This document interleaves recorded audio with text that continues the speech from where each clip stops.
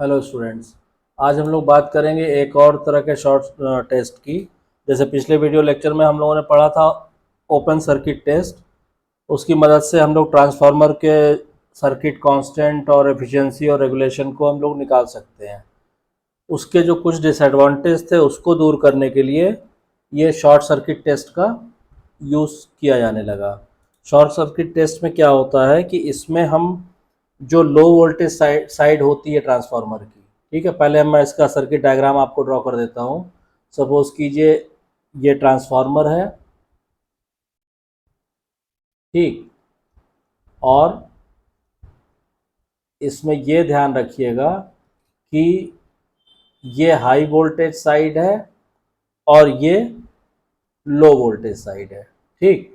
बाकी चीज़ें अभी इसको कनेक्ट कर लेते हैं। तो ट्रांसफार्मर में क्या होगा कि एक तो हमने यहाँ पे एक वॉट मीटर लगा दिया पावर की रीडिंग लेने के लिए,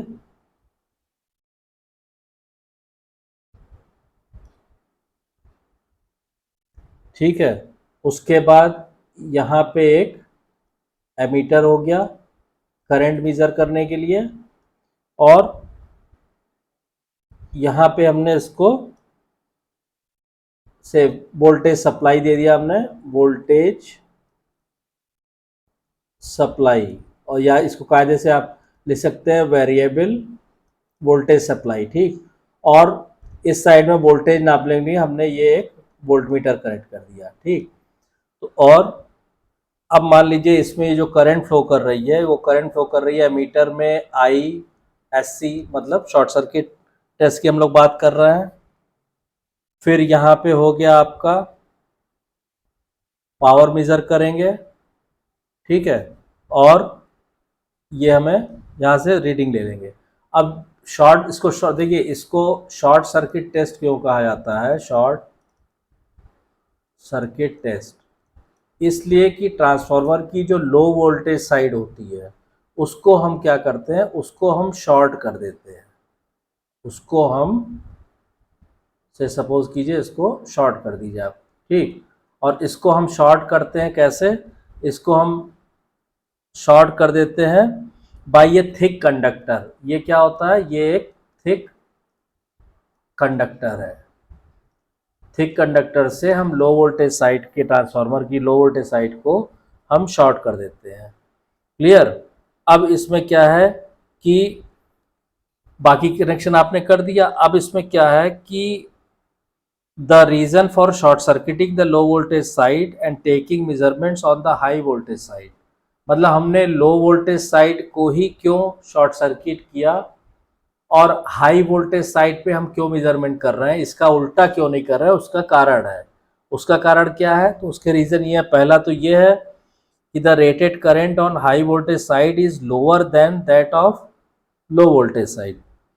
this current can be safely measured with the available laboratory ammeters. वो ये कह रहा है कि हाई वोल्टेज साइड में, इस साइड में ये जो करंट होगी, ठीक है, ये करंट कम होगी, रीजनेबल रेंज में होगी, जिसको हम लेबोरेटरी इक्विपमेंट से मेजर कर सकते हैं। पहला रीज़न तो ये हो गया। दूसरा रीज़न जो है वो ये है कि since the applied voltage is less than 5% of the rated voltage of the winding, greater accuracy in the reading of the voltmeter is possible when the high voltage side is used as the primary. फिर से मैं repeat कर रहा हूँ आपको कि since the applied voltage is less than 5% of the rated voltage of the winding, ये जो आप वोल्टेज अप्लाई कर रहे हैं ये रेटेड वोल्टेज जो वाइंडिंग का है, रेटेड वोल्टेज ऑफ वाइंडिंग का केवल 5% है, ठीक है। उससे फायदा क्या होगा, greater accuracy in the reading of the voltmeter. तो इस वोल्टमीटर से जो हमको रीडिंग मिलेगी वो ज़्यादा एक्यूरेट होगी।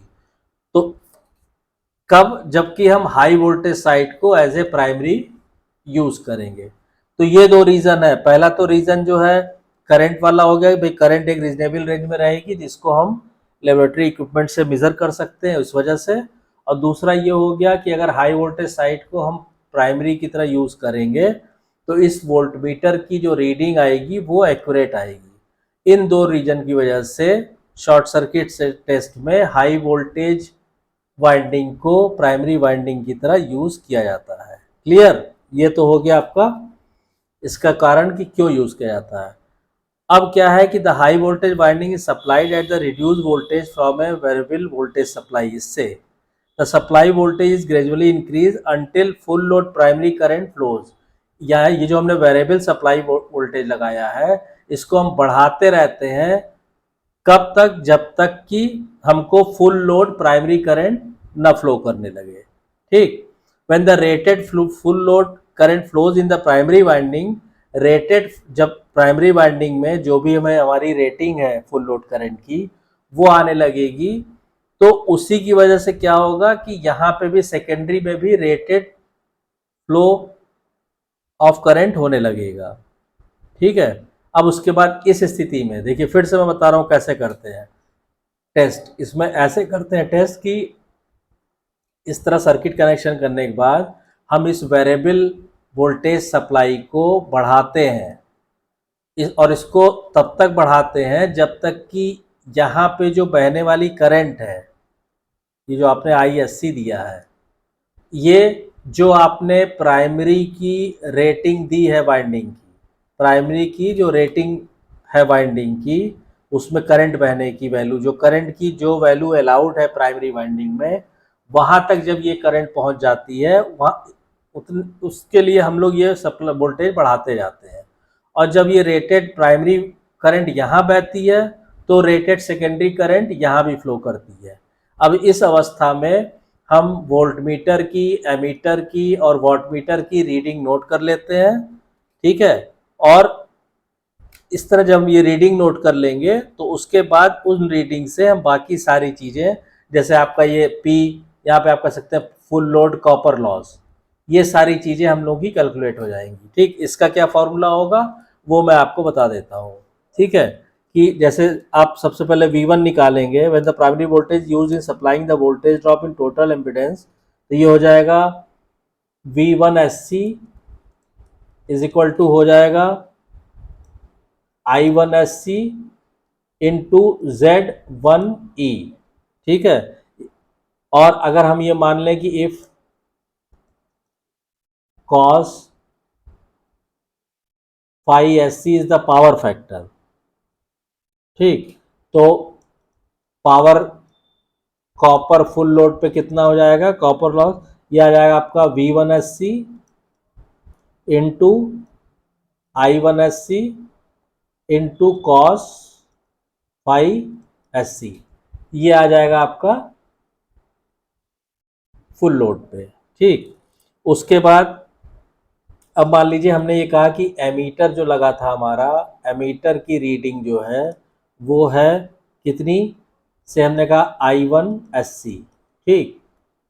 वोल्ट मीटर की कितनी है, हमने कहा V1SC। और वॉट मीटर की कितनी है, जो तीनों इक्विपमेंट लगे थे हमारे, वॉट मीटर की रीडिंग कितनी है, वो हमने लिखा कि से PCFL। ठीक है? ये है PCFL full load copper loss. ठीक है? अब इससे क्या होगा कि from these reading of the instruments, ये जो रीडिंग आ जाएगी इससे हम सारी वैल्यू निकाल सकते हैं। जैसे हम equivalent resistance of the transformer refer to primary और रिफर टू सेकेंडरी, ये सारे वीडियोस जो है चैनल पे अवेलेबल है, उसको आप रिफर कीजिए, आपको क्लियर हो जाएगा कि रिफर टू प्राइमरी क्या होता है, रिफर टू सेकेंडरी। तो यहाँ पे हम इक्विवेलेंट रेजिस्टेंस निकालेंगे रिफर टू प्राइमरी, तो ये हो जाएगा PCFL डिवाइडेड बाई हम क्या कर देंगे I1² SC, ये हो गया। फिर हम इससे ZE1 निकालेंगे, तो ZE1 हमारा क्या हो जाएगा, सीधा सीधा हो जाएगा V1SC डिवाइडेड बाई I1SC। ठीक है?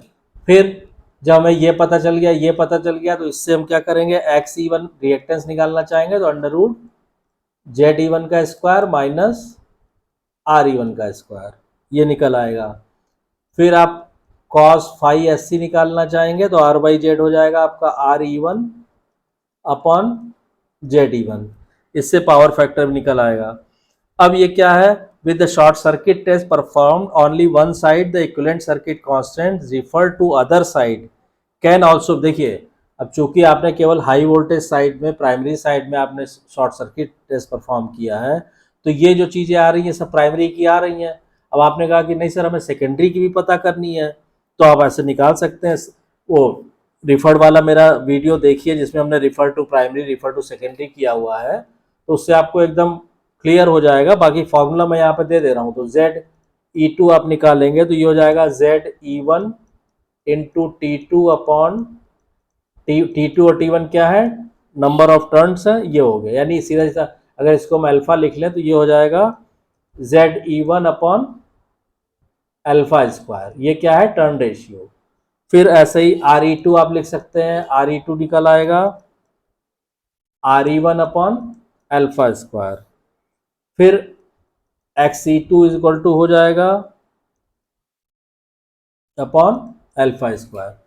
तो अगर आपको इधर प्राइमरी की वैल्यूज पता चल गई आपको इन रीडिंग से, तो आप उससे ये सेकेंडरी की भी वैल्यूज निकाल सकते हैं। So this was all about the short circuit test.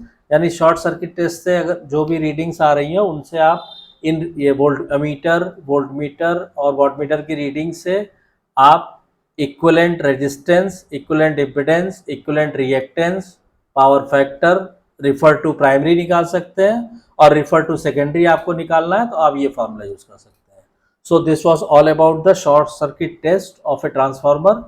I hope कि आपको ये क्लियर हो गया होगा। अगर आपको वीडियो कंटेंट पसंद आ रहा है तो प्लीज़ वीडियो को शेयर कीजिए, लाइक कीजिए। कोई अगर आपको कन्फ्यूज़न है तो कमेंट लाइन में कमेंट करके पूछ सकते हैं।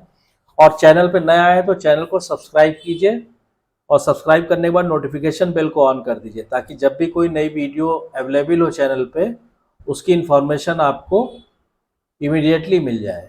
Thank you.